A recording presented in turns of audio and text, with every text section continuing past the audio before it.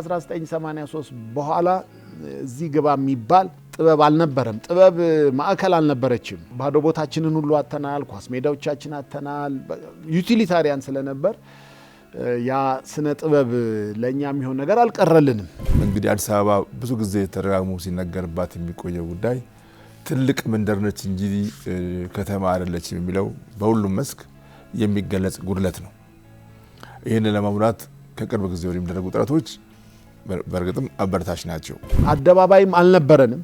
አደባባይ ኖሮን አያውቅም። ሄደን ቁጭ ምንልበት አሁን ነው እየተገለጠ ያለው። አሁናዊ ማለት ኮንቴምፖራሪ as we speak ማለት ነው። አሁን ብዙ ክፍት ቦታዎች እየተሰሩ ነው።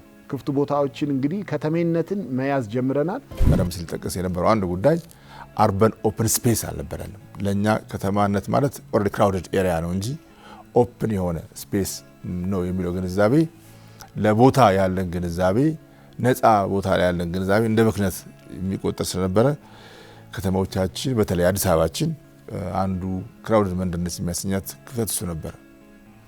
በዚህ ምክንያት የአደባባይ ክዋኔዎች ብዙ አልነበሩንም። በነገራችን ላይ አርበን ኦፕን ስፔስ የከተማ ፍትሃዊነት መገለጫ ነው። ሁሉም የከተማው ነዋሪ አክሰስ የሚያደርገው ኤሪያ ነው። ተቀምጦ የሚመለከተውም ሆነ አንጥፎ የሚቀመጠውም ሆነ የሚያየውም ሆነ የሚዘዋወረውም ሆነ የሚንቀሳቀሰው ሆነ የከተማ ነዋሪነት በእንግዳነቱ ብቻ አክሰስ የሚያደርጋቸው ፍሪ ኤሪያዎች ናቸው። ከተሜነት መጥቷል። በስሉት ከተማ ወይም ስማርት ሲቲ ውስጥ የሚኖርን ስማርት ፒፕል ደግሞ እንዴት ነው በኪነ ጥበቡና በስነ ጥበቡ መፍጠር የምንችለው የሚለው ሀሳብ ቢጨመርበት። አርት ያለፈውንና ያሁኑን ትውልድ የምታገናኝ የምትገልጥ የሚያሳይ ብቻ ሳይሆን ወደፊትም ያላየነውን ምንናፍቀውን ያላየነውን ከተማ ያላየነውን እድገት ያላየነውን ብልጽግና እንድናይ ቀድሞ ማህበረሰቡን ማንቃት አለበት፣ ማሳየት አለበት። አሁንም አዲስ አበባ ከተማ በእድገት ጎዳና ላይ ነች፣ ግን ወደፊት ደግሞ ምን መሆን አለባት የሚለውን አርቱ ቀድሞ ማሳየት አለበት። ኢትዮጵያ ሲባል ከተሞቻችን ሲባል ቀለም አላቸው ወይ? እውነት ለመናገር ማለት ታሪካዊ ማንነት አላቸው ወይ? ጣዕም አላቸው ወይ? ጥሩ እየተሰራ ነው። አሁን አረንጓዴ መጫወቻ ሜዳዎች፣ ስፖርት ሜዳዎች ተዘጋጅተው ታዳጊ ወጣቶች እየተጠቀሙበት ነውና እየተለወጠች ነው። በአፍሪካኖች የተሰራች አዲስ አበባ እኛ ምናልማትን ምንስላትን በመናባችን ውስጥ ያለችው ልንሰራት ያሰብናትን ከተማ በፊልም ለመስራት አስበናል ወይ? ቀድመን ለምን ያረጉታል? ብዙ ሀገሮች ያረጉታል።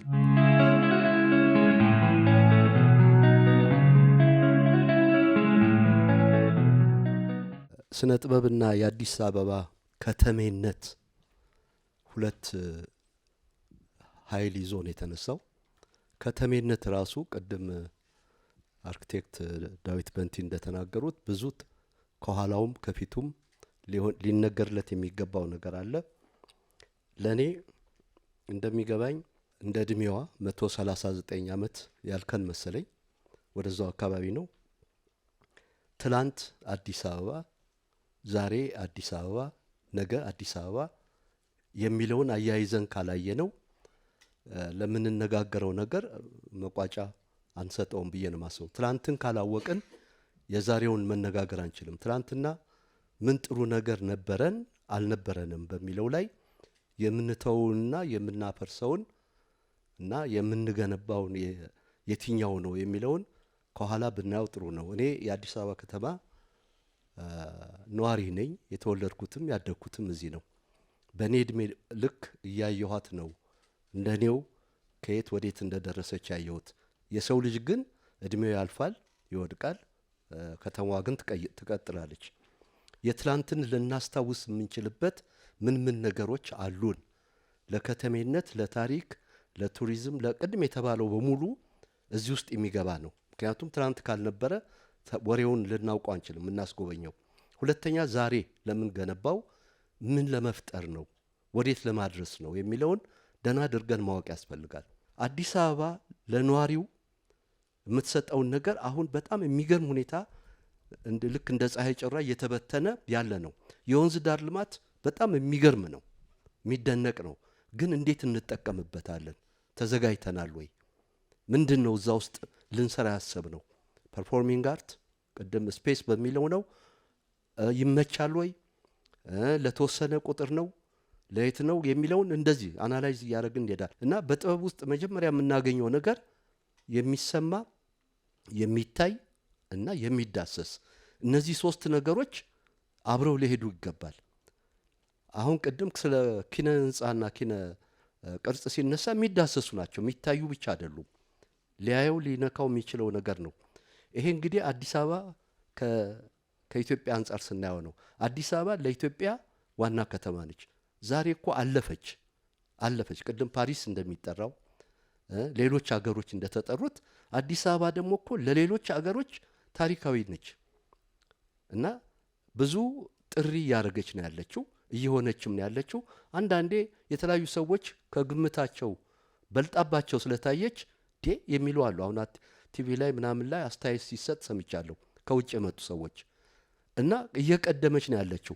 እነሱን ለማስተናገድ የተዘጋጀ ቅድም በተለያዩ መልኮች ተገልጸዋል። በተለያዩ በፐርፎርሚንግ አርትስ የት ጋር ነው ሊያዩት የሚችሉት? የትኛው ህንፃ ላይ ነው? የትኛው አዳራሽ ውስጥ ነው? የትኛው ሜዳ ላይ ነው? ዝግጅት አለው ወይ? ቅድም አቶ ብሩክ እንዳልከው አዘጋጅተነዋል ወይ? ሊሟላ የሚችሉ ቴክኒካል ነገሮች አሉ ወይ? አንድ ፐርፎርሚንግ አርት አሁን አብዮት አደባባይ ወይም ደግሞ አሁን መስቀል አደባባይ ላይ እናርግ ብንል ስፋት ስላለው ሾው ይታይ ቢባል የተዘጋጁ የቴክኒካል ነገሮች እዛው አስቀድሞ ውስጡ አሉ ወይ? ኢንስቶልድ ሆነዋል ወይ? ገና ተወስኖ ምን ተብሎ ምናምን የሚል ነው እና አብረን አድገናል ወይ የሚል ነው። ለአዲስ አበባ ለከተሜው ምን አስበንለታል? ከአቅሙ በላይ ነው ወይ ከአቅሙ በታች ነው ወይ? ወደ ከተማ መጥቶ ለማየት የተዘጋጀ ኃይል አለን ወይ ማለት ማስተናገጃው ለአርት ሾው ለማየት ሲመጣ የት ጋር ነው የሚያርፈው? የት ጋር ነው የሚታየው? እንደ መስቀል አደባባይ በስተቀር እኮ የለንም። እስቲ ብሩክ ጥሩ አድርገን ልትነግረን ትችላል። የት ጋር ነው ሌላ ያለው? ወደፊት የሚለውን ሳስብ አዲስ አበባ የአፍሪካ የፖለቲካል ይቅርና የባህል ከተማ ሆናለች። በዚህ ውስጥ አፍሪካውያኖችን ሊጋብዝ የሚችል ቅርጽ አለን ወይ? እኔ የምጠይቀው ይሄ ነው። ዛሬ ነክሩማ አዲስ አበባ ውስጥ ቢቆምለት እኮ ብዙ የጋና ህዝብ ይመጣል። የአፍሪካ አባቶች የሚባሉት እኮ ቦታ ማግኘት አለባቸው። እንግዲህ አንዱ ጥሪ ነው ለአዲስ አበባ። ሌሎች ቅድም የተነሱት አርኪቴክት ዳዊት እንዳስቀመጥከው እነዚህ ሰዎች እናስታውሳቸው፣ ለእነሱ መታሰቢያስ እናስቀምጣለን ወይ? እንግዲህ የሀገራችንን ቀላል እናድርገውና አሁን በዚህ በሰባ ደረጃ አካባቢ ላይ የሎሬት ጸጋዬ ገብረ መድኅን ሐውልት በትንሿ በመሰራቷ ተመልከቱት። ሄደው ሰዎች እየተቀመጡ ይነሳሉ። ተመልከቱት። ይሄ ነው እንግዲህ አንዱ።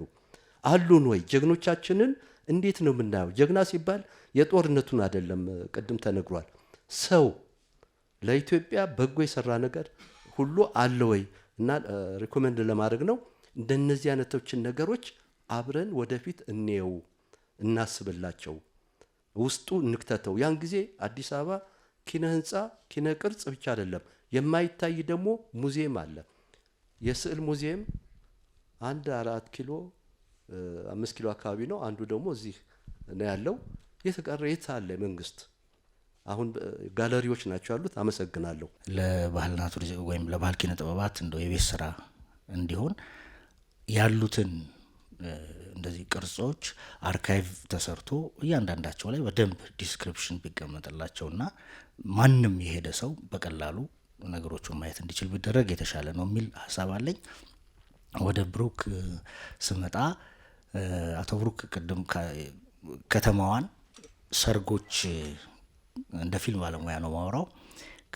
ከፊልም ካሜራ ወይም ከቴሌቪዥን ድራማዎች ይልቅ ሰርጎች ከተማዋን በደንብ ያሳያሉ። በትክክል ቅድም የተነሳው ኢኮኖሚካል ፋክተር እሱ እንዳለ ነው።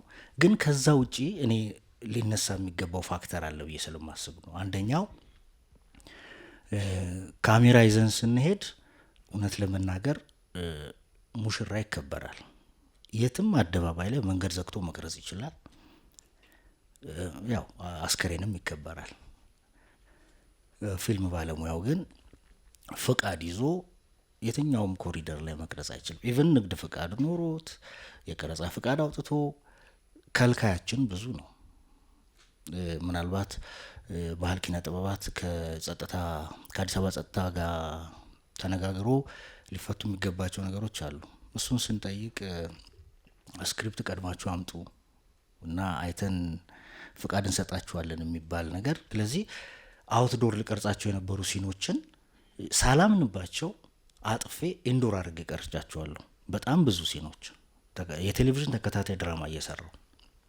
ስለዚህ እንዲህ አይነት ነገሮች እንደው ማገዙ ቢቀር ግድ የለም በደንብ እንድንሰራ ነጻነቱ መሰጠት ቢቻል የበለጠ ማሳየት እንችላለን ላለሁ። አመሰግናለሁ።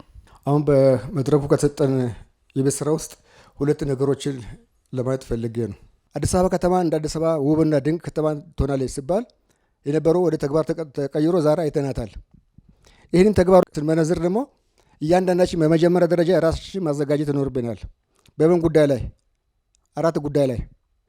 1 ለሰው ልጅ ያስፈልጋል። የመጀመሪያው ሰላም ነው። 2 የአእምሮ ነጻነት፣ 3 የዜጎች መረጋጋት፣ 4ኛ ሰርቶ መለወጥ።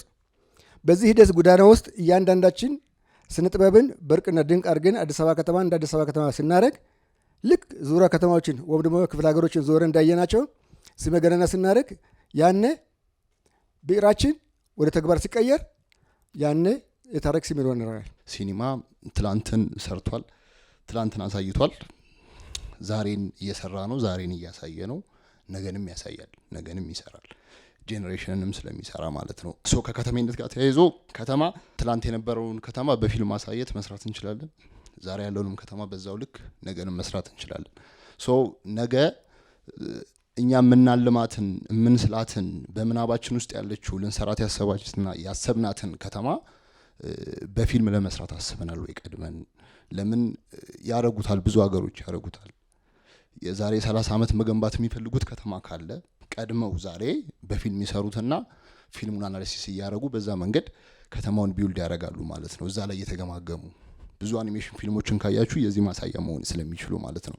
ሶ በባህልና ቱሪዝምም በከተማም ደረጃ ከዚህ ሀሳብ ጋር ወይም የነገን ከተማ በፊልም ዛሬ ላይ ገንብቶ እያዩ ለመስራት ምን ታስቧል ነው። አመሰግናለሁ። እሺ እናመሰግናለን። እንግዲህ ከተወያዮች በርካታ ሀሳቦች ተነስተዋል። በኪነ ጥበብ ሀገርን ወደ ተሻለ ልማትና የልማት አቅጣጫ ማሸጋገር ይቻላል በሚል የአዲስ አበባ ባህልና ኪነ ጥበብ ቢሮ ከኤንቢሲ ኢትዮጵያ ጋር በመተባበር ያዘጋጀላችሁ የሀሳብ መዋጮ ፕሮግራማችን ላይ ነን። ፕሮግራሙ እንግዲህ ኪነ ጥበብና የአዲስ አበባ ከተሜነት በሚል ርዕሰ ጉዳይ ላይ ነው። በርካታ ሀሳቦች ቀርበዋል። የመነሻ ጽሁፍ ካቀረቡልን ደግሞ መምህር ዳዊት በንቲና አቶ ብሩክ ከበደ ደግሞ ሀሳቦችን እንቀበላለን። አቶ ብሩክ ይቅደሙና ወደ መምህር በንቲ። እኔ አሁን ፐርሰናሊ ወደ ጥበብ ቅርበት እንዳለው ሳስብ አሁን አዲስ አበባ የተቀረጸችበትን ያለበትን መንገድ ሳስብ እንዴት እንደዚህ ማሰብ አቃተኝ ይላሉ። አንዳንድ ጊዜ እንደዚህ ኢማጂን ማድረግ ይቻል ነበረው ይላሉ። አኒሜሽናችን እሱን ባለማሳየቱ እኛ ነን ልናፈር የሚገባው። ይህን ዲዛይን እኛ ነበር ማሳየት የነበረብን። በአኒሜሽን የታየው ነበር ሊሰራ የሚገባው። ለአኒሜሽን ቅድም ዳዊት እንዳለው ብዙ ነጻነት አይጠይቅም፣ ብዙ ፋይል አይጠይቅም፣ ኢማጂኔሽን ይጠይቀው፣ ቴክኒካል ወደ ዲጂታል ነገር ማድረግ ነው ይጠይቃል። እዚህ ዲጂታል ኢራ ታውቁታላችሁ። በርካታ ነገሮች አኒሜት ይደረጋሉ። ነገ ይሳላል፣ ይቀረጻል፣ ዛሬ ይከተላል እና እነኚህ ወደኛ ብንወስዳቸው ደስ ይለኛል። ወደኛ ወስደን ብናያቸው አስፓየር የሚያደርግ ስራዎችን ሰርተን የሚመለከተው አካል እነሱን ተግባራዊ እንዲያደርግ መጫር የኛ ፋንታ ነበር ብዬ ነው የማስበው። ከነጻነት ጋር የተያዘ ጉዳይ እኔም እኩል ባክ ማድረገው ነው። በነጻነት መንቀሳቀስ አለብን፣ መቅረጽ አለብን። እነኚህ የተመለከቱ ፕሮሲጀሮች ማጠር አለባቸው። የሚመለከታቸው አካላት ይሄን መልእክት ይወስዳሉ ብዬ አስባለሁ። ዛሬ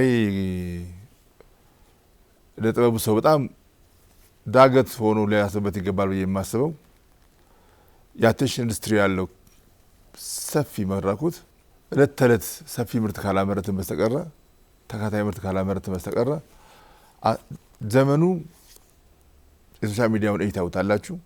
አቴንሽን የሚጋራው አካል ብዙ ነው። በ3 ደቂቃ በ2 ደቂቃ በ1 ደቂቃ ፕሮዳክሽን አቴንሽን ይያዛል። የኢንተርቴንመንት ኢንዱስትሪ ቆይ አይደለ አቴንሽን ኢንዱስትሪ ከተባለ አቴንሽን አሁን የሚሸጠውም ሰው የሚረባረበበትም ወረፋ የሚያዝበትም ጉዳይ አቴንሽን ነው። ለነኚህ አዲስ ነገር መፍጠር ያለብን ይመስለኛል። የግዴታ ተሰልፈን የምንቀርጻቸው ሰፊ ሰዓት የሚወስዱት ብቻ ሳይሆን በጣም ወዲያው የሆኑ የዛሬ የሆኑ ግባቶችን የኢንዱስትሪ አካል የማድረግ ጊዜ ይመስለኛል። እሱም አብሮ ቢታሰብበት ጥሩ ነው። የግዴታ በቴሌቪዥን ስክሪን ብቻ አይደለም፣ የግዴታ በአዳራሽ ብቻ አይደለም። በሞባይል ስልኮቻችን ብዙ ነገሮችን ሰርተን መላክ ካልቻልን በስተቀር አቴንሽን የማግኘት እድላችን በጣም ጠባብ ነው። በቀደም የሆነ መድረክ ላይ ሲወራ ሰምቻለሁ። ፕሮፐር ይመስለኛል እሱንም እያሰብን ይሄ ሲታሰብ ግን አብሮ በእጅ ስልክም በካሜራም የመቅረጽ ነጻነቶች አብሮ መስፋፋት አለባቸው። ዛሬ አንዳንድ የእጅ ስልኮች ከካሜራ ያልተናነሰ ይቀርጻሉ። እዛው ስልክ ላይ ያሉ ሶፍትዌሮች ኤዲት ያደርጋሉ፣ ወዲያው ይበተናሉ፣ ሚሊዮኖች ያያቸዋል። ይሄ ሪያሊቲ ነው። ካንት ስካይፕ ኢት በቃ ሪያሊቲ ነው። ይሄ ቤት ይሸሻል። እዚህ ጋር ኢንቮልቭ ማድረግ አለብን። መምህራንም ተማሪዎቻችን ወደዚህ ደረጃ ማብቃት የግድ ይመስላል። ከተማን ኤክስፕረስ በዚህ የሚቻለው በዚህ መስለኛል። ቅድም ሳልጠቅስ ያለኩት አንድ ነገር ከፐርፎርሚንግ አርት አንጻር ከተማ ውስጥ ያሉ ትልልቅ ህንፃዎች የአንድ ከተማ አስፓይሬሽን ሊገልጹ ይችላሉ። መንገዱ ተፋም ጠበበ፣ መንገዶቹ ሪትሙ ሊገልጹ ይችላሉ። ዘሶል የሚገለጸው በፐርፎርማንስ ነው። ህይወት የሚገለጸው በፐርፎርሚንግ አርት ነው። እነኚህ የትም መድረስ አለባቸው። የተከበረው አቶ ዳዊት ያነሱትን ኮምፕሊመንት እወስዳለሁ።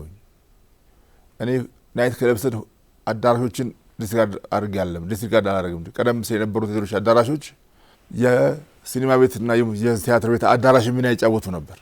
ትክክል ነው። እነ ጊዮን፣ እነ ኢልተን፣ እነ ገነት ሆቴል የነበራቸው የሙዚቃ ምሽቶች ሪሊ አንድ የሙዚቃ አዳራሽ ውስጥ የሚከወኑ ናቸው። የዛሬ የናይት ክለብ ኩያዎች አይደሉ።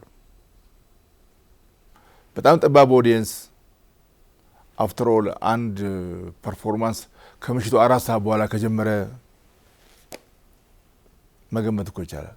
እስከ 6 ሰዓት የሚከፈት ቤት ምን ሊያሳይ እንደሚችል መገመት ይቻላል። ካልቸራሊ ያፈነገጠ ከስብና የሚራቅ ነው መገመት ይቻላል። እነዛ ላይ ማተኮሬ ነው እንጂ አዳራሾቹ ዛሬ ያሉንን አዳራሾች የሲኒማና የሙዚቃ ቤት አዳራሾች የሚተካ ሚና እንደነበራቸው መዘንጋት የለበትም። ብዙ አርቲስቶችም ከዛ እንደወጡ እውነት ነው። እነኚህ ግን የግድ ያስፈልጋሉ። የተሰራውን ይዘን የሚጨመረውን መጨመር ተገቢ ነው። ወንዝ ዳር ሰዓሊ እሸቱ ያነሱት በርካታ ከተሞችን እኔም የማየት እድል አጋጥሞኛል። አሁን የኛ ወንዝ ዳር ያላቸው ፋሲሊቲ ብዙ ከተሞች ላይ የሉ። እንግዲህ በአውትዶር ስፔስ ላይፍ በጣም የምትገለጽ ከተማ ሲሆን ነች።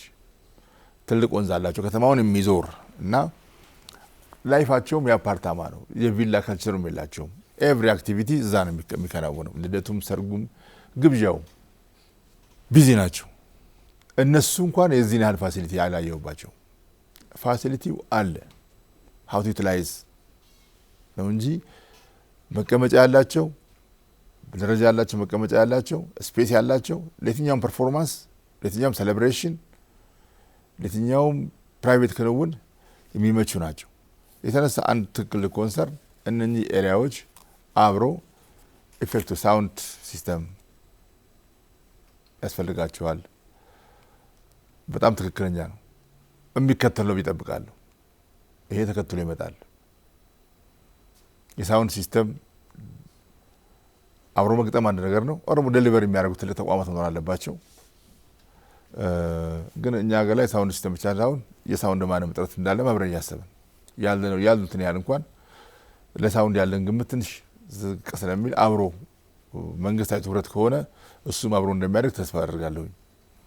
አንዳንዶቹ ትልቅ አዳራሾቻችን ጥሩ ሲስተም አላቸው፣ ግን እዛም የምናያቸው አንዳንድ ጉለቶች ስላሉ ማለት ነው። አዲስ አበባ የፖለቲካ ብቻ ያለች የባህል ማዕከል ትክክል ነው። የአዲስ አበባ ሰፊ ገጽታ የባህል ማዕከልነቱ እንደሚል ቃል ብዬ አስባለሁ። አዲስ አበባ ኢትዮጵያዊ የሆነ የጋራ መልክ የሚንጸባረቅባት ከተማ ነች። ኢትዮጵያውያን ብዙ መልኮች የሚጸባረቁባት ከተማ ነች። አፍሪካዊም ከተማ ነች። ይህንን አርቱ ምን ያህል ኤክስፕረስ አድርጎታል የኛ ጥያቄ ነው። እኛ ልመልሰው የሚገባ ጉዳይ ነው። የሚሰሩ ስራዎች ላይ ያሉትን ነገሮች እየነቀሱ ግን ደግሞ በጣም ብዙ ስራዎችን እየሰሩ መጓዝ እኛ ነው የሚመለከተው። አፍሪካዊ ማድረግ የኛ ኃላፊነት ነው። እንደተባለው ብዙ ሀውልት ምናልባት ብዙ ሀውልቶች አይኖሩ እንጂ በርካታ ጎዳናዎቻችን በአፍሪካውያን የተሰየሙ ናቸው። በአፍሪካ ብቻ አይደሉም፣ በኢትዮጵያ ባለውለታዎች የተሰየሙ ናቸው። ከቸርችል ጀምሮ በርካታ ውለታ ብዙ አትረሳም። አዲስ አበባ በዚህ እንኳን የምትመሰገን ከተማ ነች። ብዙ እኛም ማናቃቸው ሰዎች የከተማዋን ትላልቅ አካላት ስያሜ አግኝተው እናያለን። ይህንን ግን አርቱ ምን ያህል ያጎለዋል? ሚዲያው ምን ያህል ያጎለዋል? ሚዲያውም እንኳ አይጠራውም። አንዳንድ ጎዳናዎችን አሁን 52 የአፍሪካ ሀገራት መጠሪያ ያላቸው መንገድ ላይ ገና አንጠራቸው፣ አናቃቸው። ማፍተሩ የኛ የፕራክቲሽነሮች ጉድለት ነውና እሱን አሟልቶ ቢኬድ የሚገባ ይመስለኛል። የመተጋገዝን ጉዳይ ካነሳን ግን መንግስት፣ የከተማ አስተዳደሩ፣ ፌዴራል መንግስት አንዳንድ ጊዜ እንዴት የማሰባቀት የምቆጭባቸውን ጭምር ኢማጂን ተደርገው የሚሰሩ ስራዎች ይሄን ከሄዱ የምንቀረው አካላት መብላት ኃላፊነት ያለብን ይመስለኛል። ማህበራት ትልቅ ኃላፊነት ያለባቸው ይመስለኛል። ኢኒሼቲቭ ወስደው እንደዚህ ቢደረግ። ባለፈው አመት የከተማ አስተዳደር ባርክ ቱሪዝም ብሎ ነበር የዛን ጊዜ የሚባለው የስዕል ውድድር ያደረግ ነበር ለህፃናት መጥተው እንዲስሉ። እውነቱን ለመናገር የማህበራት ኃላፊነት ነው። ቤዚካሊ ቢሮ እንዳግዝ ይጠይቃል እንጂ ኢኒሼቲቭ የማህበራት ነው ያለባቸው። ቀጣይ ሳሊያን እንዲያርጉ የድምፃውያን ውድድርን ከኛ ጋር ከሌሎችም ጋር አብሮ ይሰራል። የማህበራት ኃላፊነት መሆን አለበት። አርቲስቱ ድጋፍን የሚጠይቅበትን ፕሮሲጀሮች ራሱ ሰርቶ ከዛ በኋላ ቢጠይቅ ድጋፍ የሚያጣ አይመስለኝም። አንዳንድ ጊዜ ኢኒሼቲቭን የወሰዱ አካል ቀጥሎ እንደገና ወደ ፐርፎርማንስ ሲገባ እናያለን እና እኛ ውስጡ ያለን ሰዎች ኢኒሼቲቭ ወስደን ድጋፍ ብንጠይቅ ብናጣም የዛን ጊዜ ለሀሜት የሚመቻል እና ወደ ሚዲያም እንደዚሁ ነው። ባይዛዊ ሚዲያዎቻችን ላይ ያለው ጋፕ ትንሽ አይደለም። ዛሬ መድረኩ ኪነጥበብ ስለተባለ ነው እንጂ አሁን ያለውን የከተማ ገጽታ ምን ያህል ሚዲያ ይገልጻል? ጋፓችን ሰፊ ነው። አሁን ያለውን የኮሪደር ልማት ስሙ ራሱ መለወጥ ያለበት ይመስለኛል። ሪሊ ኮሪደርና መብራት ብቻ አድርጎ ያስቀምጠው ሚዲያ ነው። በጣም ሰፋፊ ነገር እኮ ነው አብሮ ያለው። ስዌሬጅና ድሬኔጅ ሲስተም እኮ ላይ የተለየች አዲስ አበባ አሁን የጎርፍና የቆሻሻ ማስወገጃ መስመሮችን አብሮ የተዘረጋ እኮ ነው። ይሄ ትልቅ ምርታ ነው። የታክሲ ተራዎች፣ መኪና ማቆሚያዎች መልክ ይዘዋል። አይታችሁ እንደሆነ ብዙ ቦታ ላይ ሰዎች ስቴሽን ላይ ይሄዳሉ። ይህን ዩቲላይዝ አናደርገውም፣ እኛ ብዙ አናወጣውም። ከምንም በላይ የአዲስ አበባ አስከፊ ገጽታ የነበረው የመንገድ ላይ መጸዳዳትን በከፍተኛ ደረጃ የገቱ ጉዳዮች የኛም የአርቱም ላይፍ ሆኖ አናያቸው። ሲቀለድባቸው የነበሩ ብዙ ጉዳዮች ሲፈቱ አናሳያቸውም። እኛ የኛም ጉለት ነው። ይሄ ነው ከተማን ኤክስፕረስ ማድረግ።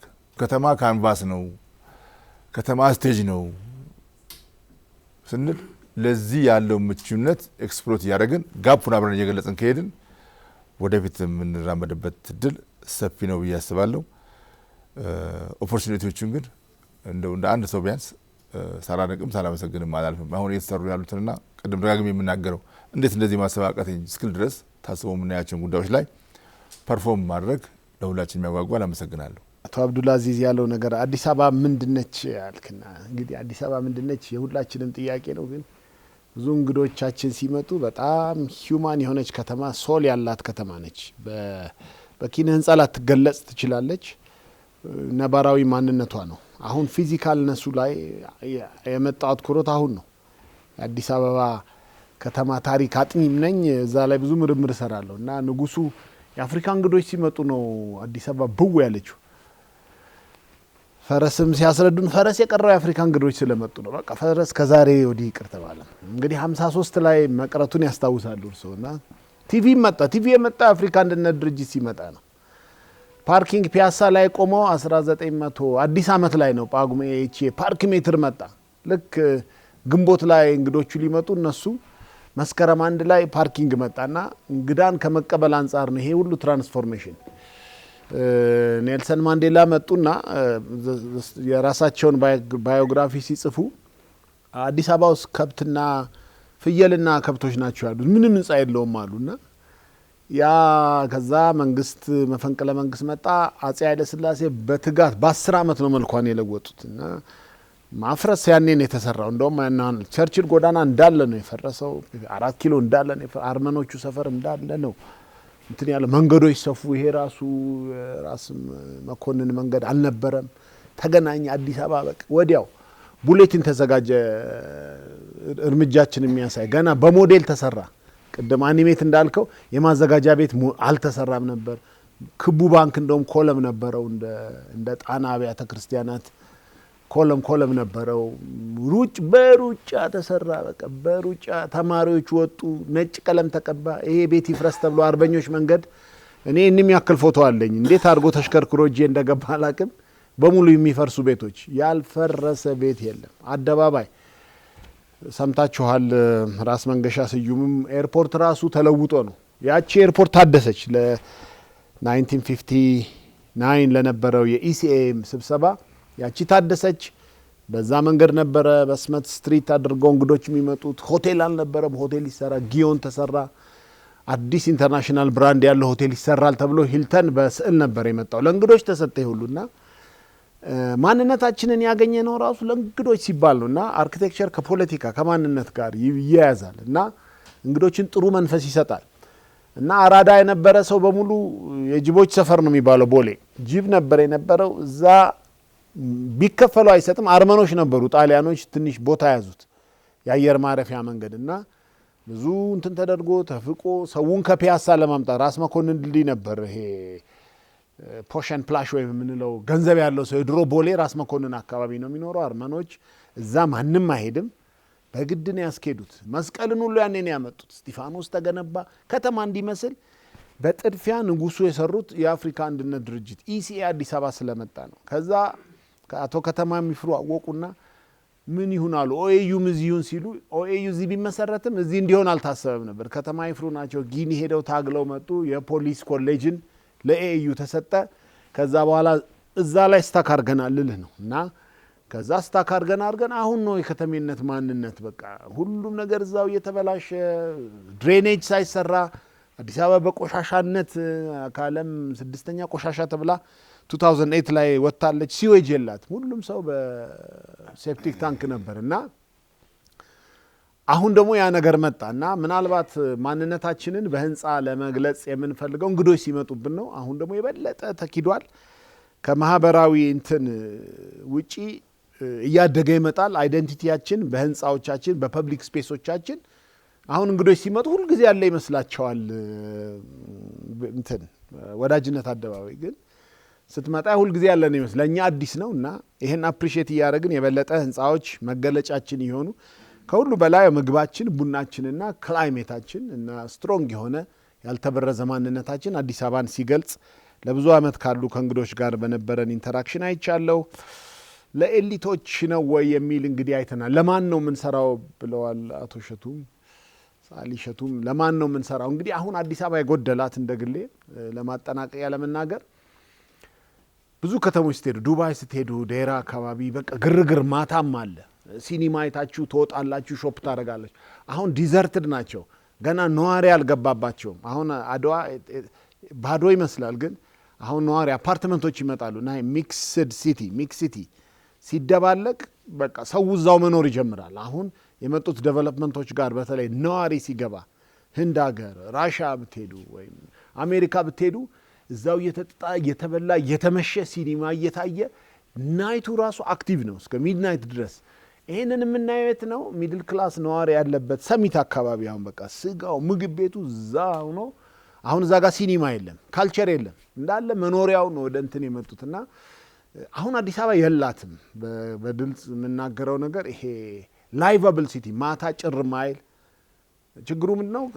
እንደ ቤድሩም ሲቲ ቀን ቢዚ ሆነና ያ ካፌ ምናምን ማታ ደግሞ ወደ አልጋ ቤት ይገባል፣ ሳሎኑ ባዶ ይሆናልና ያ ዳይኮቶሚ ሲቀር ይሄ ተደራሽነቱ በአውቶቢስ መሄዱ ይቀርና ነዋሪዎች ሲመጡ ያን ነገር ያጠፋዋል። ግን መጀመሩ ለኛ ትልቅ ነው ብዬ አስባለሁ።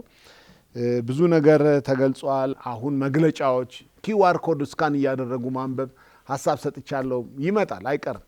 እያንዳንዱ እንትን ላይ ኪዋር ኮድ ከኖረ በቃ እስከ ፊልሙ ድረስ ማየት ይቻላል። በኪዋር ኮድ ስካን ተደረገ እያንዳንዱ ህንጻ ድረስ ልንገባበት የምንችል ቴክኖሎጂ እዛ ላይ መጽሐፍ ስፒከር ማድረግ ይሄ አናሎግ ቴክኖሎጂ ወደ ዲጂታል መግባት በጣም ያንን ይለውጣል። እኔ መጨረሻ ላይ ልናገር የምፈልገው ብዙ የጎደሉን ነገሮች አሉ።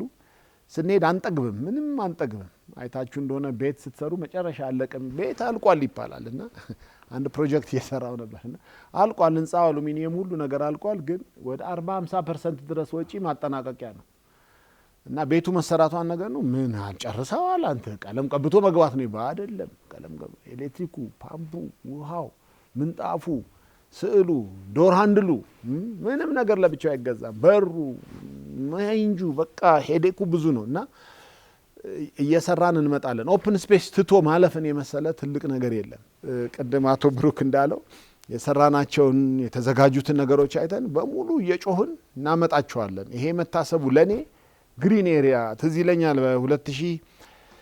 በ2013 አካባቢ ቪየና ሄጄ አንድ ወር የሰስቴናቢሊቲ ተምሬ ስመጣ ብስክሌት ነው ፕሮፌሰሩ በብስክሌት ነው የሚሄዱ። እጄን አወጣውና ኧረ ይሄ ማስተር ፕላን ብስክሌት የለውም ሲባል አቶ ዳዊት የሐዋሳ ልጅ ነህ እንዴ ተባልኩኝ።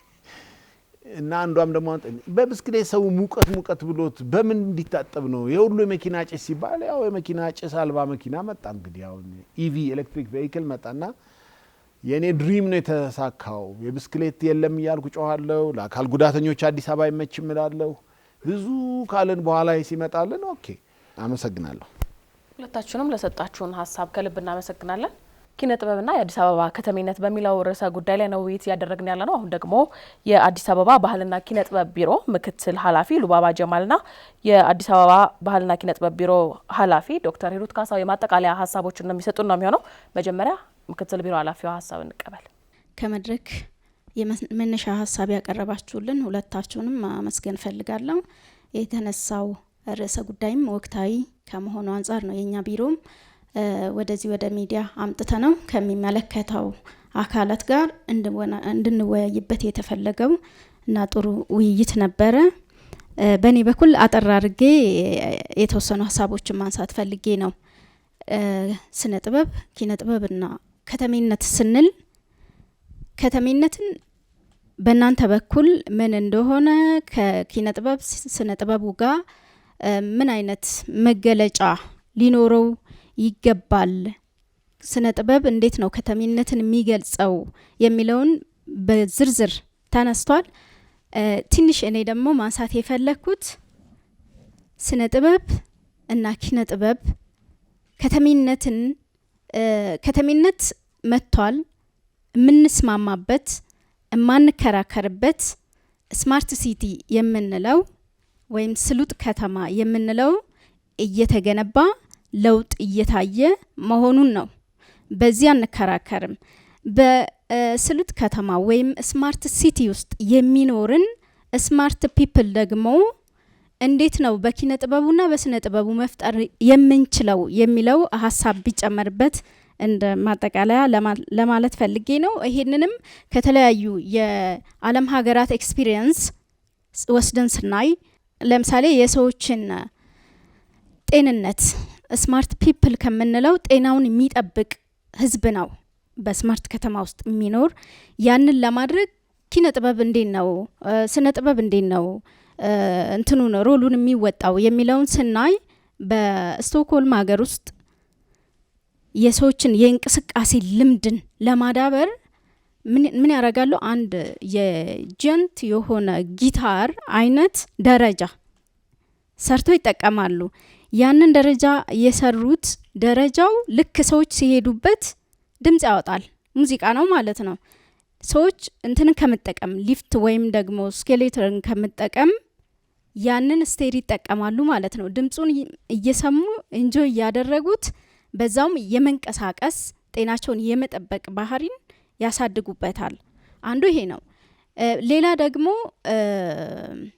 ኢኮስክላፕቸር የሚባሉት አሁን ዩኤን ያሰራው ሪዮ ዴ ጀነሬዮ ጋር በቢች ዳር የተሰራ ስክላፕቸር አለ፣ ኢኮስክላፕቸር የሚባል። ይሄ ስክላፕቸር የወንዞች ዳርቻን ንጽህና የመጠበቅ የፖሉሽንን የሚከላከል አይነት እሳቤ ያለው የሰዎችን ማይንድ በዛ ልክ ኮንሽስ ማድረግ የሚችል ስክላፕቸር ነውና በዚህ ገብቶ ይሄ ኪነ ጥበብ የምንለው ስነ ጥበብ የምንለው በዚህ መንገድ ሰዎችን ኮንሽስ እያደረገ ንቃተ ህሊናን እየፈጠረ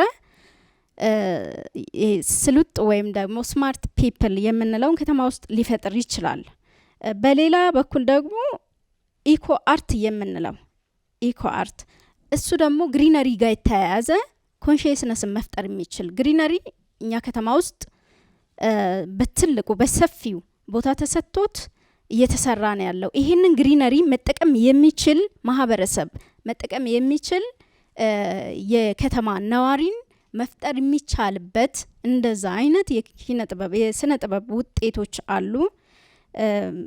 በዚህ ማየት እንችላለን። ሌላ ቴክኖሎጂን ደግሞ የሚጠቀም ከቴክኖሎጂ ጋር በጣም የሚያቀራርበው አርቱን በቴክኖሎጂ አድርገን እንዴት ነው ማህበረሰቡን ማንቃት የምንችለው የሚለው ጋር ባታችን 4 ኪሎ አካባቢ ሙዚየም አለ እያሉ እያነሱ ነበር። ያን ሙዚየም እንዴት ነው በቴክኖሎጂ ተደግፎ ወደ ማህበረሰቡ መውጣት የሚችለው የሌላ ሀገር ኤክስፒሪየንስ ምን ይመስላል የሚለውን ስናይ ደግሞ ለምሳሌ ማንቸስተር አገር ብንወስድ ሙዚየማቸውን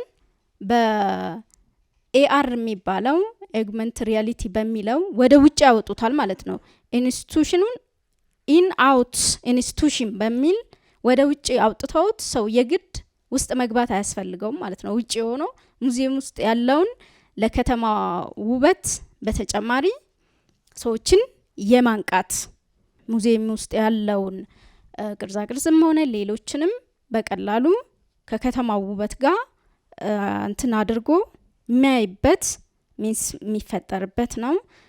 ወደ መጨረሻው ስመጣ ኪነ ጥበብን በደንብ ገልጸውልናል አቶ ብሩክ።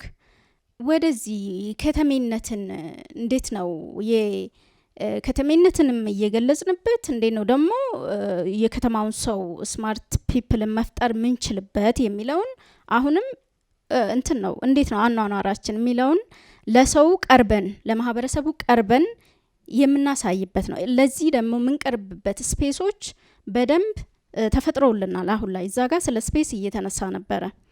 ስፔሶች ተደራሽ አይደሉም፣ የሆነ እዚሁ መሀል አካባቢ ነው ያለው የሚል ነገር ነበረ። ከ50 በላይ አምፊቲያትሮች አሉ። ይቀጥላል። በእነዚህ አንፊዎች በተሰሩት ፕላዛዎች የኪነ ጥበብ ሰው ማህበረሰቡን አፕሮች እያደረገ እየቀረበ ማህበረሰቡን ማንቃት የሚቻልበት ከተሜነትን ይሄ እየተሰራ ያለውን ከተማ እንዴት መጠቀም እንዳለበት የሚያሳይበት ስፔሶች በብዛት ተሰርተዋል።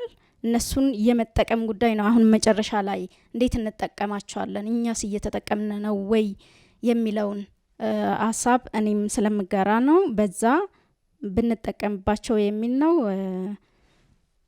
ይበቃኛል። አመሰግናለሁ።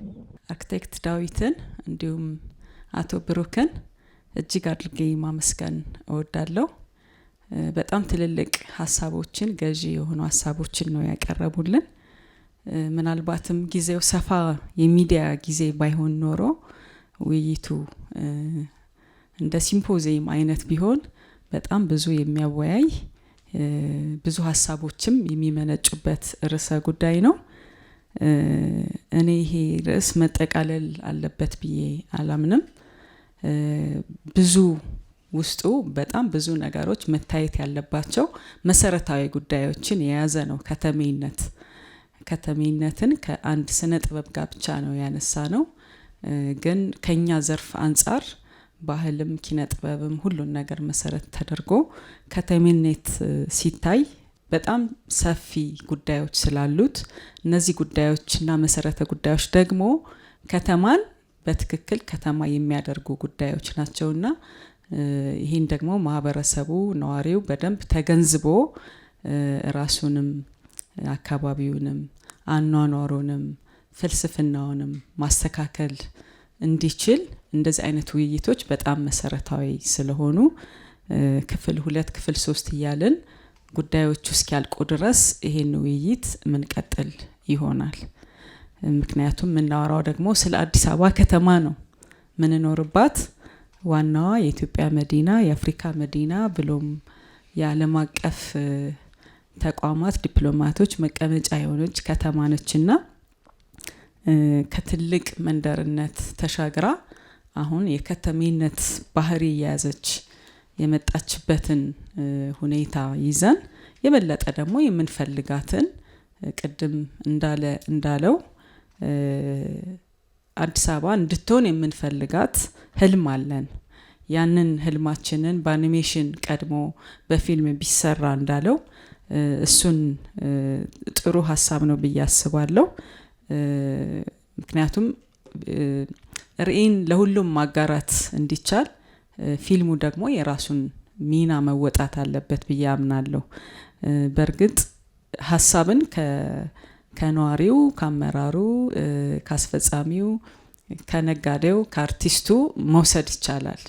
ያንን ወስዶ ወደ ፊልሙ መቀየር የፊልም ባለሙያ ነው ብዬ አስባለሁ። እሱ ሲል ያስታወስኩት ነገር ምንድነው ዋካንዳ የሚባል ፊልም ታውቃላችሁ? እና ዋካንዳ ፊልም በፊልም የምናየው ከተማ አለ ካያችሁት ወንዝ ዳርና ዳር የተሰራ ፊልም ነው ከተማው ራሱ የዋካንዳ። ፊልሙ ላይ ያየነውን ከተማ ለመስራት የዋካንዳ ፊልም ፕሮዲውሰሮችና ባለሀብቶች ተደራጅተው በአንድ ወቅት ኢትዮጵያ መጥተው ነበር እና የቴክኖሎጂን መሰረት ያደረገ የአይሲቲ ከተማ የሆነች ትልቅ ከተማ እንገነባለን ኢንቨስት እናደርጋለን ብለው ነበር የመጡትና ፊልሙን ያላየ ቶሎ አይረዳም እነሱ የሚሉትን ነገር ማለት ነው። እና የመረጡት ከተማ ለማስታወስ አባይ ነበር። አባይ ሸለቆ ከጭስ አባይ ጀምሮ ወደ ታች ይዞ ነበር የሚሰሩትና በዛ ወቅት ፊርማም ተፈራርመናል በነገራችን እንደ ሀገር እንዲሰሩ ማለት ነው። ግን ፊልሙን ካየን በኋላ እኛ ያየንበት መንገድ ነበርና ያው እነሱም አልመጡም በዛው ቀርተዋል ማለት ነው።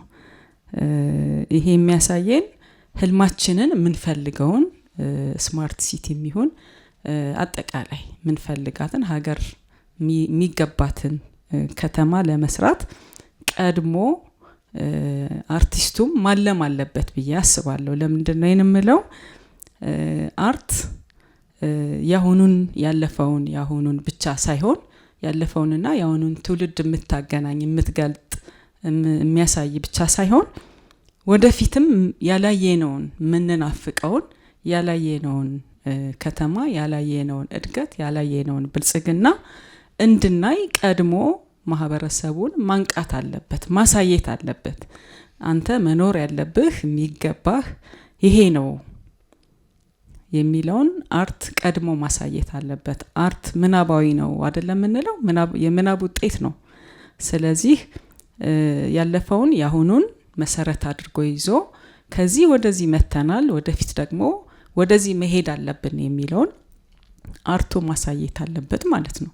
ስለዚህ አርትንና ከተሜነትን ስናገናኝ አሁንም አዲስ አበባ ከተማ በእድገት ጎዳና ላይ ነች፣ ግን ወደፊት ደግሞ ምን መሆን አለባት የሚለውን አርቱ ቀድሞ ማሳየት አለበት ማለት። ይሄ ብቻ አይደለም፣ ከዚህ በላይ እንዲህ መሆን አለባት፣ እንዲህ ይገባናል፣ ኢትዮጵያውያን እንዲህ አይነት ከተማ ሊኖረን ይገባል ብሎ ቀድሞ መምራት ያለበት አርቱ ነው ብዬ አስባለሁና ይሄንን እንድታስቡበትም እንድታግዙም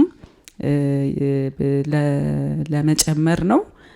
ከዛ ውጭ ዳዊት ያለው በጣም ትልቁ ነገር አንድ ከተማ ህይወት እንዲኖረው ሁሉም ነገር ከተደላደለ ከተሰራ ስማርት ሲቲ የሚለውን ካሟላ በኋላ አርት ከሌለ ህይወት የለውም፣ እስትንፋስ ነው።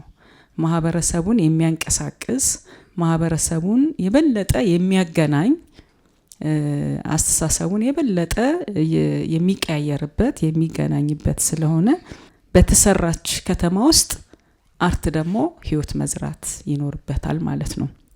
ይሄን ለማድረግ ቅድም ያው በተለያየ ዘመን የተለያዩ ነገሮች እንዳሉ ሆኖ ከአዳራሽ ወጥቶ እንደሌላው ዓለም አርት በጎዳና ላይ ቅድም ብሩክ እንዳለው ሁሉም ነዋሪ ከአርት ጋር እንዲገናኝ በአርት ደግሞ አማካይነት እንዲሰባሰብ እና ህብረቱን እንዲፈጥር ለማድረግ በተለይም አሁን በተሰሩ አንፊዎች እና ፕላዛዎች መጠቀም ግድ ይለናል ብዬ አስባለሁ። እኛ እንደ ቢሮ በሁሉም አንፊዎች እና ፕላዛዎች ኮሪደር በተሰሩ ይሄን እድል ባገኘንበት መጠን ከአማተር እስከ ተላልቅ አርቲስቶች ከነ ጋሽ ዳዊትም ጭምር ትልልቅ የአርት ስራዎችን በየወሩ ከከተማ እስከ ወረዳ ድረስ እየተሰራ ነው። ግን በቂ አይደለም። አንደኛ ቋሚ መሆን አለበት። ለምሳሌ ከነ ጋሽ ዳዊት ጋር 4 ኪሎ ፕላዛ ሰርተን ነበርና ያን ያየነው ምንድነው ሰው አልተጠራም። እዛ ዝግጅቱን ስናዘጋጅ የአፍሪካ ቀን መሰለኝ ከሰዓሊያንና ከሙዚቃ ማህበር ጋር እና ደራሲያን ማህበርም አሉበት አንድ ላይ ሆነን ነበር የሰራነውና እኔ ሲሄድ ሰው የለም። ሰዓቱ የሆነ ደቂቃ ይቀረዋል። ከዛ ሰው አልተጠራም እንደ የሚል ጥያቄ ሲጠይቀኝ ሰው አልጠራንም ነው ያሉኝ። በጣም ነው የደነገጥኩት። ትልቅ ዝግጅት ነው ግን ሰው ስላልተጠራ በጣም ደነገጥኩኝ። እኛ እዚህ ጋር ስናዘጋጅ ያላችሁንም እናንተ ፕላዛ ላይ አዘጋጁ ነው። ከዛ ህዝቡ ራሱ ይመጣል ነው ያላችሁን። ስለዚህ ህዝቡ ይምጣ ራሱ ጥበብ ትጥራው ነው ያለን ጋሽ ዳዊት። ጥበብ ህዝቡን ራሱ ትጥራ እንጂ እኛን ጠራም ነው ያለና በኋላ ማመን ነው ያቃተን። ከጠበቅነው ህዝብ በላይ ሞላ። እንግዲህ እርግጠኛ ነኝ ወደ 2000 3000 ሚዝ ፕላዛ ነው። በመንገድ የሚሄደው ሰው ሁሉ ልጁን ይዞ መኪናውን አቆሞ በሙሉ ፕላዛው ላይ ነው የመጣውና ከዛ እኛ ስንጨርስ ነው የሄደው። መሬት ላይ ቁጭ ብሎ ነው ትልልቅ የውጭ ዜጎች ሳይቀሩ ያዩትና ይሄ ማለት ነው ህይወት። ያ ፕላዛ ህይወት አገኘ ማለት ነው። ስለዚህ እንዲህ አይነት ስራዎችን መስራት ይገባናልና መዝናኛ ብቻ አይደለም። መዝናኛ ስለሆነ አይደለም እንሰራው። መዝናኛነቱ እንዳለ ሆኖ ግን አርት ይታወቃል።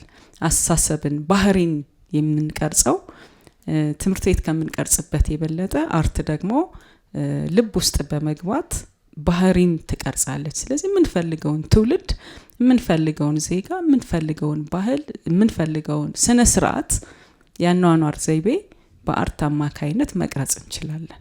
ይህን መሰረት ተደርጎ አርት ያላትን ሚናም መሰረት ተደርጎ ኮሪደር ሲሰራ እንደው አሁን በቅርብ ጊዜ እስካለን መረጃ ከዚህ ይበልጣል ብዬ አስባለሁ 110 ፕላዛዎች ነው የተሰሩት ለአርት ተብሎ ማለት ነው። 50 በላይ ደግሞ አንፊዎች ተሰርተዋል። ይሄ ብቻ አይደለም። ቱሪስት ብቻ ለቱሪስት ይመጥናሉ የተባሉ ራሱ ብዙ ፓርኮች ነው ያሉን፣ በጣም ብዙ። ግን ለቱሪስት የሚመጥኑ ፓርኮች ብቻ ተብሎ ራሱ አሁን ክፍት የሆኑ 10 ትልልቅ ፓርኮች አሉ። እነዚህ ሁሉ የአርት ስራን ይፈልጋሉ ማለት ነው። ከዛ ውጭ ያልተቆጠሩ በጣም ብዙ ወደፊት በደንብ ለቱሪስት ክፍት የሚሆኑ በጣም ብዙ ፓርኮች አሉ። የስፖርት ሜዳዎቻችን ያው እንደምታውቁት ከ130 40 በላይ ናቸው። እነዚህ በሙሉ ስፖርት ብቻ ሳይሆን አርትም የሚቀርብባቸው ናቸው። ስለዚህ እነዚህን በመጠቀም የነዋሪው የከተማው ነዋሪ ከተሜነትን ባስተሳሰብ እንዲኖረው፣ ባስተሳሰብ እንዲገዛው፣ ባስተሳሰብ እንዲቀረጽ አርት ሚናውን መጫወት አለባት ብዬ አስባለሁ። ዋናው ነገር መንግስት መሰረተ ልማትን ይሰራል። ቅድም በደንብ ገልጸውታል። ከመንደርነት ወደ ከተማነት አድጋለች ስንል ሌላው ሰው በሚገነዘበው መንገድ አይደለም። ሲወሬጅና ድሬኔጅ ምን ላይ እንደነበረን ክረምት ሲመጣ ስንት ሰው አዲስ አበባ ውስጥ እንግዲህ ገጠር ነው አይደለ ጎርፍ ሰውን ይወስዳል የምንል፣ ግን አዲስ አበባ ውስጥ በጣም ብዙ ሰው በጎርፍ ይወሰዳል። ድሬኔጅና ሲወሬጅ የተገናኘበት የሌለበት ከተማ ነች። ከመብራት አንጻር እንደምታውቁት መብራት ብቻ አይደለም የተተከለው፣ ሴኩሪቲም አብሮ ነው ያለው። በጣም ስማርት መብራት ነው የተገጠመውና አሁን በጥናትም በመረጃም ሰላምና ጸጥታ ቢሮም በየጊዜው እንደሚያቀርበው አይደለም ሌላ ትልልቅ ወንጀል ንጥቂያና ዘረፋ እንኳን በጣም የቀነሰበትና የወረደበት ደረጃ ላይ ነው ያለነውና ከተማ የመጀመሪያው ሴፍቲ ነው። ለሴፍቲ ደግሞ እነዚህ በጣም ትልቅ መሰረተ ልማቶች ናቸውና ይሄ ካለ ይሄንን ራሱ ማስገንዘብ የሚቻለው እኔ ከማወራ አርቱ በቦታው ላይ ሆኖ አርቱ ቢያስተምር አስተሳሰብን መግዛት መቅረጽ እንችላለን ብዬ አስባለሁና ይሄን የተሰሩ ነገሮችን በደንብ ማየት ያስፈልጋል። ከዛ ውጪ ቅድም አርቲስት ሰዓሊ እሸቱም እንዳነሱት በአሁኑ የመልሶ ማልማትም በኮሪደርም በጣም ትልቅ ትኩረት ተሰጥቶት የተሰራው ነገር የአርት ማቅረቢያ ፕላዛና አንፊ ብቻ አይደለም። የህፃናት መጫወቻ መዝናኛ የስፖርት ሜዳ ብቻ አይደለም። ቅድም ዳዊት አንስቶታል። ምናልባትም ተቋርጦ የነበረው ሐውልቶች፣ የቅርጻ ቅርጾች አርትን፣ ታሪክን፣ ባህልን፣ ፍልስፍናን በቅርጻ ቅርጽ የመግለጽ በስዕል የመቅረጽ ስራ ከፍተኛ ትኩረት ተሰጥቶት የተሰራበት ጊዜ ነው ብዬ ወስዳለሁ። እኛም እንደ ቢሮ በዚህ ስራ ውስጥ አርቲስቶችን ማህበሩን የሰዓሊያንና የቀራጺያንን ማህበር በማሳተፍ ሀሳብ እንዲሰጡ በማድረግ በጣም ትልቅ ስራዎች ተሰርተዋል። አሁን እኔ የተረዳሁት አርቲስት እሸቱ ሲያቀርብ ሰዓሊ እሸቱ ሲያቀርብ አርቲስቶችን በጣም ብዙ ጊዜ ለማስጎብኘት ሞክረናል። ጥሪ ስናደርግላቸው ግን የሚመጡ አርቲስቶች በጣም ጥቂት ናቸው። ግን አሁን አስገድደንም ቢሆን ማስጎብኘት እንዳለብን ነው የተረዳሁት። ከአየር መንገድ ስንወጣ የአፍሪካ ቅርጽ ያዘ እነ ጋሽ ዳዊት እነ ጋሽ አክሊሉ ገምግመውት የተሰሩ ከአፍሪካዊነት ጀምሮ እስከ ራሳችን ኢንዲጂነስ ወይንም አገር በቀል የሆኑ እውቀቶችን የሚያሳዩ ቅርጻ ቅርጾችን፣ ስዕሎችን፣ ሞዛይክ ስዕሎችን ሳይቀሩ በተለይ ሞዛይክ ስዕሎች ደግሞ ቋሚና ዘላቂም ስለሆኑ በየጊዜው ለማደስ ጊዜ የሚሰጡ ደግሞ ስናድሳቸው የበለጠ ሻይን እያደረጉ የሚሄዱ ስለሆኑ ስዕልን ወደ ሞዛይክ ያደገበት ጊዜ ነውና ይህንን በጣም በኮሪደር ከአየር መንገድ ጀምሮ እስከ እንጦጦ ብትሄዱ በጣም ብዙ ስራ ነው የተሰራው። ከዛ በዚህ ዙራችሁ ደግሞ ወደ እስከ ንፋስ ስልክ ላፍቶ ድረስ እስከ ፉሪ ድረስ ብትሄዱ አርት የሌለበት ቦታ አታገኙ። ይሄ እንግዲህ በጣም እንግዲህ የሴቶች አደባባይን ታውቃላችሁ። በጣም እዛ አካባቢ ስትሄዱ ከሴቶች ሐውልቷ ጀምሮ በጣም የኛ ማንነት የኢትዮጵያን ኢንዲጂነስ በተለይ የአልባሳት ምድረ ቀደምትነን ካልን የት ጋር እንደቀደምን ደግሞ ማሳየት አለብን። ያንን የራሳችን አገር በቀል የሆኑ የሸክላ ስራዎችን፣ የጥጥ የአልባሳት ስራዎቻችንን፣ የሴቶችን ሚና በኢትዮጵያ እንግዲህ ሴቶች በጣም ብዙ ሚና የተጫወቱ ናቸው። ያንን ደግሞ የበለጠ አጉልቶ የማውጣት ስራ የተሰራበት ሁሉም ፍልስፍናችንን፣ አስተሳሰባችንን፣ ባህላችንን እና አገር በቀል እውቀትን መሰረት ያደረጉ ቅርጻ ቅርጾችና ስዕሎች ታሪኮቻችንን ጭምር አድዋ ሙዚየም ላይ የተሰሩ ስራዎችን ውስጥ ገብተን ማየት አለብን። በነገራችን ላይ አድዋ አሁን ላንድማርክ ነው። አድዋ ሙዚየምን ስናይ በማንኛውም ሚዲያ ስናይ ማንም ሰው የውጭ ዜጋ ኢትዮጵያ አዲስ አበባ መሆኑን ማሳያ ነው። ይሄንን በደንብ ከፍ አድርገን ወደፊት የበለጠ ምን ጨምረውን እየጨመረን እንሄዳለን። በዚህ መንገድ ከተሄደ ቅድም እንዳላችሁት መለያችንም ከሌላ ከተማ የሚለየንንም በደንብ እያሳደገን እንሄዳለን ማለት ነው። ይሄን መሰረት ተደርጎ ነው ቅድም ያላችሁት ነው ራሱ አዲስ አበባ በራሱ በሀገሬው ህዝብ በሀገሬው እውቀት በሀገሬው ክህሎት ፍልስፍና መሰራቱ ራሱ አይደንቲቲ ነው ብዬ አስባለሁ። የሌላ አሻራ የሌለበት ምናልባትም ካለፈው ጀምሮ እያፈረስን ምን ሰራው ለምንድን ነው የሚለው ደግሞ በቅኝ አለመገዛታችን ቅኝ ገዢዎቻችን ፕላን አድርገው ይሰሩ ስለነበር እኛ የራሳችን ከመጀመሪያም እየወደቅንም እየተነሳንም የሰራ ነው ከተማ ነው።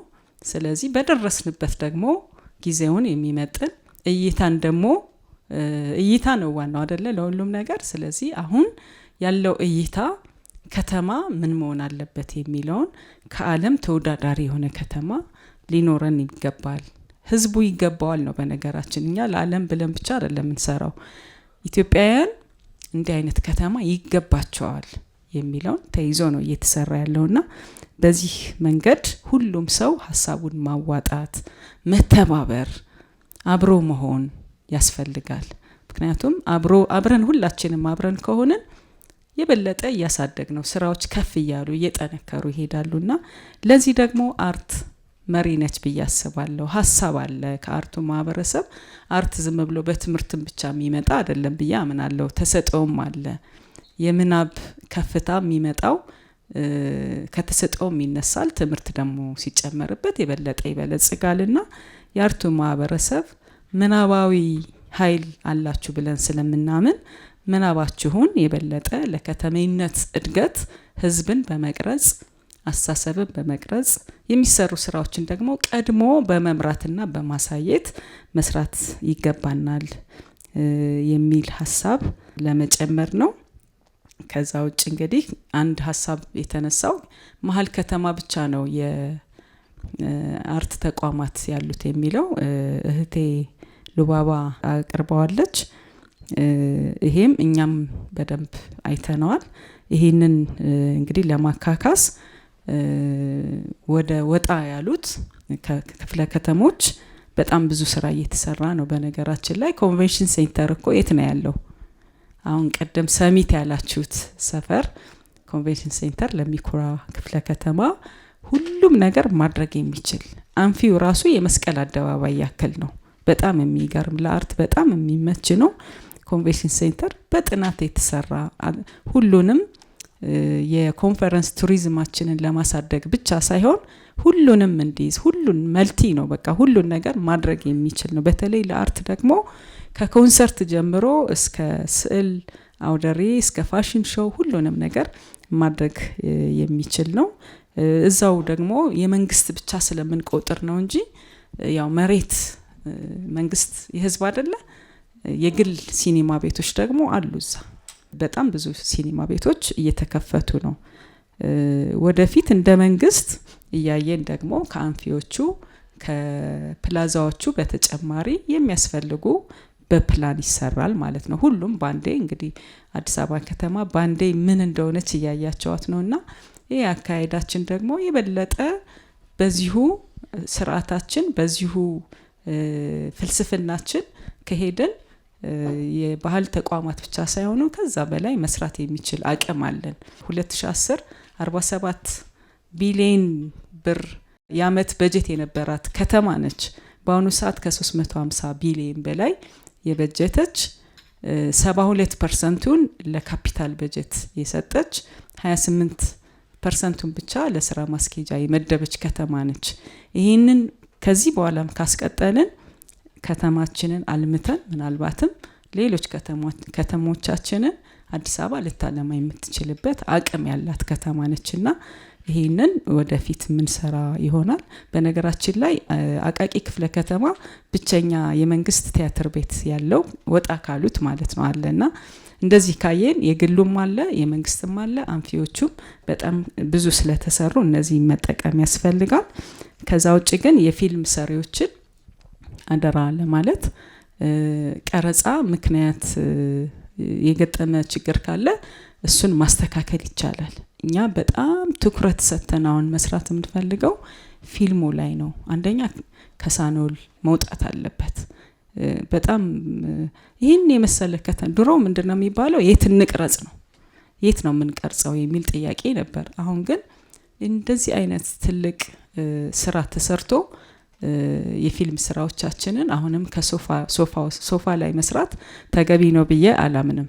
ስለዚህ ከቤት ጀምሮ ውጭ ማለቅ ይቻላል፣ ከውጭ ጀምሮ ቤት ማለቅ ይቻላል። ያው ስቶሪ ስለሆነ ደግሞ ዋናው ከተማውን መሰረት ያደረገ ስራ ቢሰራ ይሄ ለእናንተ መንገር አያስፈልግም፣ ግን ስለሚቆጭ ነው። ቱርክ እንዴት ነው ያደገ? ቱርክ እንዴት ነው በዓለም የተዋወቀችው? በፊልሙ አይደለ እንዴ? ፊልሙ የት ነው የተሰራው? ሁሉም አይቶታል። አሁን የኢትዮጵያ ሕዝብ አዲስ አበባን ግለጽ ከሚባል የቱርክ ከተሞችን ገና በፊልም ሲያይ እቺ አንካራ ነች እቺ ምናምን ነች ብሎ መናገር ይችላል። ለምን? ፊልም የራሱ ሚና ስለተወጣ ማለት ነው። ስለዚህ የሚገጥሙ ችግር ካለ እኛ ይሄንን ለማስተካከል ነው የተቋቋም ነው። እናግዛለን። የፊልም ሰሪዎችም ሁሉም የአርት ዘርፍ ከተማውን በደንብ በአርቱ እንዲገልጽ እንዲያስተዋውቅ አደራ ለማለት እወዳለሁ።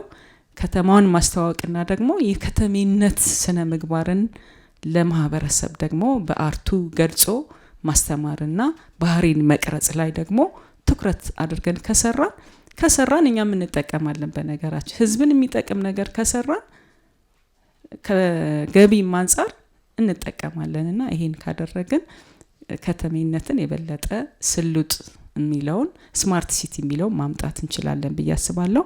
አመሰግናለሁ።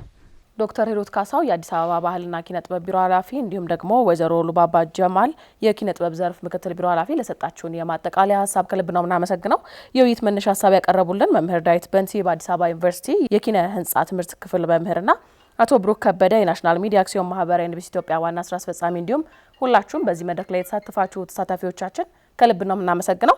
ኪነ ጥበብና የአዲስ አበባ ከተሜነት በሚል መሪ ሀሳብ የአዲስ አበባ ባህልና ኪነ ጥበብ ቢሮ ከኤንቢሲ ኢትዮጵያ ጋር በመተባበር ያዘጋጀላችሁ የሀሳብ መዋጮ መድረክ የተከታተላችሁትን ይመስል ነበር። በሌላ መሰል መድረኮች ደግሞ ዳግም እንገናኛለን። እስከዛው መልካም ጊዜ